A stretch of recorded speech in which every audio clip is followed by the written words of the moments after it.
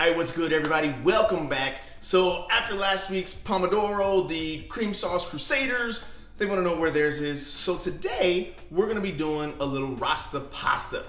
Now, as always, do me a favor, go ahead, like, subscribe, follow, hit that notification bell so that you don't miss any of these great recipes.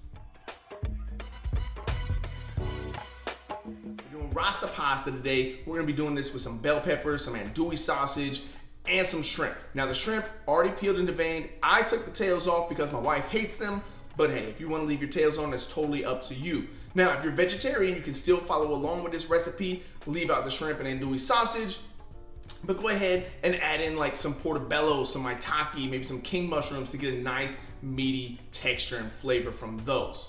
Now, let's get into the ingredients that we've got today. So your grocery cart for today is pretty straightforward. Obviously, we got our andouille sausage. We've got some shrimp, like I said, already peeled and deveined. A little bit of fresh thyme because I love fresh thyme. Some green onions, red onion, orange and red bell pepper, some garlic paste. We got our Walkerwoods jerk seasoning, some cream, white wine, avocado oil, Parmesan cheese, and of course, we're gonna be using some penne pasta.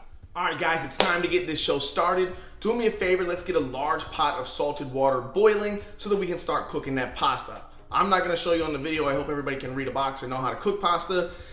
If you don't, drop down in the comments, let me know that you need a pasta cooking tutorial and we'll get one of those out to you. While we're waiting for that water to come up to a boil, we're gonna dump our shrimp into a mixing bowl. We're gonna go ahead and season these with our jerk seasoning. We're gonna use about a tablespoon or two. We wanna get that in the bowl, and then we're going in with our hands, and we're just gonna massage that right into the shrimp. We wanna make sure that we get everything nice and covered here, and then we're gonna set this to the side. Next, we're gonna take our andouille sausage, and we're gonna slice this almost like on a bias, more so like an angle. We're just gonna get some nice thin slices. The way we do it like this, it gives us more surface area, and it's a little bit more eye appealing as well. So just slice that up and we'll set that off to the side as well. Next up, we've got our orange and red bell pepper. I'm only going to be using about half of each of these bell peppers. I'll put the exact measurements in the description box below, as I always do.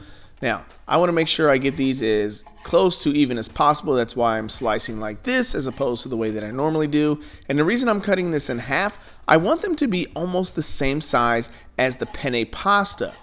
This way we have consistency throughout the dish. We'll do that for both the orange and the red bell pepper. And again, just for consistency and so that everything cooks at the same pace. Next up is our red onion. We're going to do half of that as well. And again, we're just trying to maintain that same consistency so that all of our vegetables can cook at the same pace and get done at the same time. Now it's time to get the cooking started. Find the biggest saute pan that you have because we're going to have a lot of things to go in there. We're going to put in about 3 tablespoons of avocado oil. Make sure we get the bottom of that nice and coated. Now that our pan's nice and hot, we'll go ahead and we'll add in our shrimp. Now again, we're gonna put these shrimp in here. We don't wanna cook them all the way through because they'll finish their cooking process when we add them back to the pan with the sauce and the pasta in there. Now again, these shrimp, they're 16/20s, that means 16 to 20 per pound, and they're only gonna take about a minute and a half tops per side. So we'll get that first side in, we'll get some good color on there, and then we'll flip them over. So after about a minute and a half, we'll go ahead and flip our shrimp. We'll give them that same minute to minute and a half cook on this side. This will get them about 3/4 of the way done. And like I said, we'll finish that cooking process in the sauce with the pasta. If we let them cook to full temp now, and then we put them into our pasta, we're gonna end up with overcooked shrimp. And overcooked shrimp is like chewing on a dry eraser. It's not good for the food. We don't want that. After those shrimp are done, we're gonna go ahead and remove those with a slotted spoon, leaving everything in the bottom of the pan. Now it's time to add in our andouille sausage, and we're just gonna make sure we brown this up just to get a little bit of color on this. Cook it for about 30 seconds or so, get some color, flip it over, and then we're gonna pull this out of the pan as well. As that pasta's cooking, remember to reserve about a cup of the pasta water. We'll need that to thin out our sauce. Now that our sausage is done, we'll add in some butter. It's about 2 tablespoons. If you want more, go for it. You want to add less, that's up to you. But butter makes everything better. We all know this. Add in your vegetables, that's your bell peppers and your onion. Give that a quick saute. Make sure everything's getting coated in all of that flavor. Give that a little mix. Now it's time for our garlic paste. I use the roasted garlic here because it just adds another intense level of flavor that's really going to enhance our dish. Mix that all together until it's nice and combined. Once we've got everything thoroughly combined, we'll go ahead and deglaze with some white wine. Now, if you don't want to use alcohol, that's fine. You could certainly use like some chicken broth or something like that. Once that wine is in there, though, it's going to help really get that flavor up off the bottom of the pan. Use your spoon or spatula, whatever tool you've got, and just go ahead and mix until you get all of that flavor up off the bottom of your pan. Once our wine is reduced and we've cooked out all that alcohol, it's time to go in with our heavy cream. This is going to be the base of our sauce. We're going to add about 2 cups here. Once we've got all of our cream in, we'll go ahead and give that a nice mix. Again, we just want to combine everything here so that we have a nice consistency.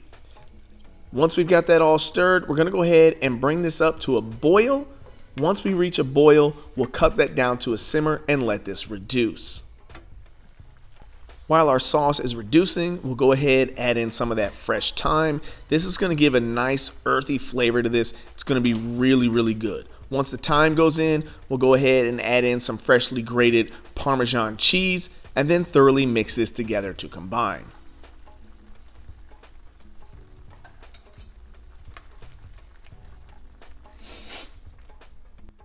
Remember to always check for seasoning. I love spicy, so I'm going to add some sriracha. This is totally optional. You don't have to add this if you don't want to. Again, I just like the heat. We're going to mix this to combine. Again, this has been reducing for about 5 to 7 minutes.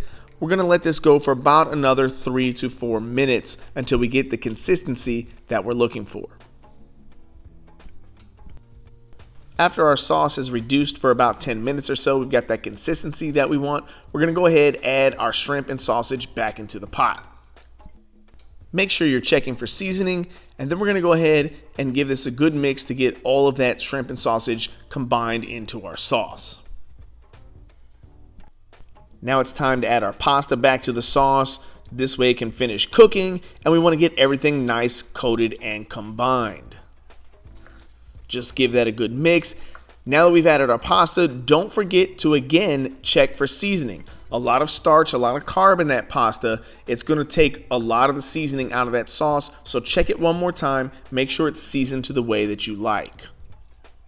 While the pasta is finishing up, it's time to get our garnish started. You're going to want a really sharp knife here. This is how you get those really nice diamond shapes on your green onion. Go ahead, square the end off. And then you're going to cut this on about a 45-degree angle. A really sharp knife is going to make those bounce back so they look nice and shapely. If you have a dull knife, all you're going to do is smash them and bruise them, and they're not going to look as nice when we put them on our final product. It's time to give our pasta one last mix. Make sure everything is thoroughly coated and combined. And if you think that your sauce has gotten a little bit too thick at this point, that pasta water that we set aside, go ahead and add in just a little bit to thin it out if you need to. One last mix, and now we're ready to plate up. And that's our RASTA pasta, guys. Look, this smells amazing. It's spicy, but I love spicy, so does the wife, so it's okay. As always, adjust those seasonings to your preference if you don't like the heat.